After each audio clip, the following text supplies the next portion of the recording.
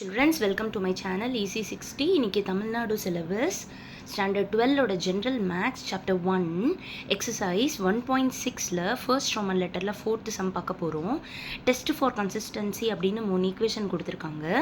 இப்போது நம்ம இந்த 3 ஈக்குவேஷனையும் எக்ஸோட கோஎஃபிஷியண்ட்டை ஃபர்ஸ்ட் காலமில், ஒய்யோட கோஎஃபிஷியண்ட்டை செகண்ட் காலமில், ஜெட்டோட கோஎஃபிஷியண்ட்டை தேர்ட் காலமில் எழுதி, அப்புறமா அன்னோன்ஸ் வந்து XYZன்னு ஒரு மேட்ரிக்ஸாக எழுதி ஈக்குவல் டு கான்ஸ்டண்ட்டாக ஒரு மேட்ரிக்ஸாக எழுதுவோம்.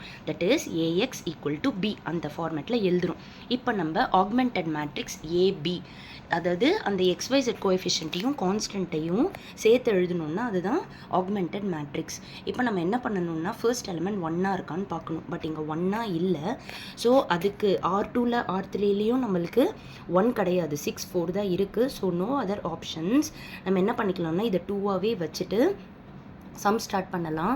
ஆனால் இது 2ஆக இருந்தாலும் இது ரெண்டுமே மல்டிபிள் ஆஃப் 2ஆக இருக்கிறதால ரூல் எழுத அவ்வளோவா கஷ்டமாக இருக்காது.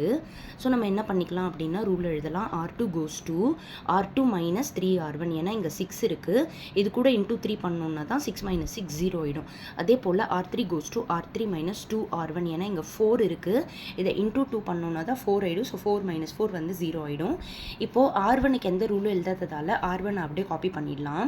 ஸோ இப்போ R2க்கு ரூல் அப்ளை பண்ணுறோம். 6 minus 6 0, minus 3 plus 3 0, 3 minus 3 0, 6 minus 6 0. இப்போ R3க்கு ரூல் அப்ளை பண்ணலாம். 4 minus 4 0, minus 2 plus 2 0, 2 minus 2 0, 4 minus 4 0. இப்போ ரேங்க் செக் பண்ணோன்னா ரேங்க் ஆஃப் A 1ன்னு வருது, ரேங்க் ஆஃப் ஏபியும் 1ன்னு வருது. ஆனால் இந்த ரெண்டு ரேங்க்குமே நம்பர் ஆஃப் அன்னோன்ஸை விட கம்மியாக இருக்குது. அதனால் system is consistent and has infinite solution with 2 parameters. ஏன் 2 parametersனால் 2 0 ரோஸ் வந்துருச்சு. அதனால் நம்ம 2 parameters யூஸ் பண்ணிக்க போகிறோம்.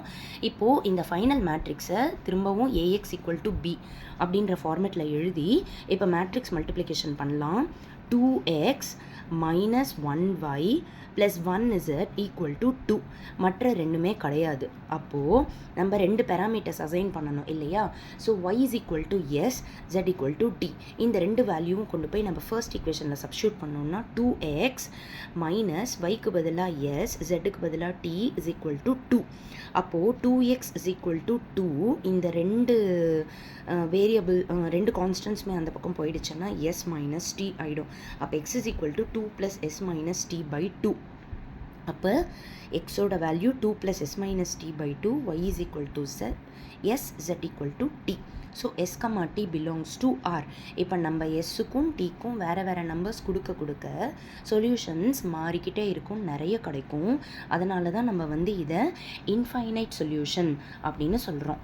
Thank you children.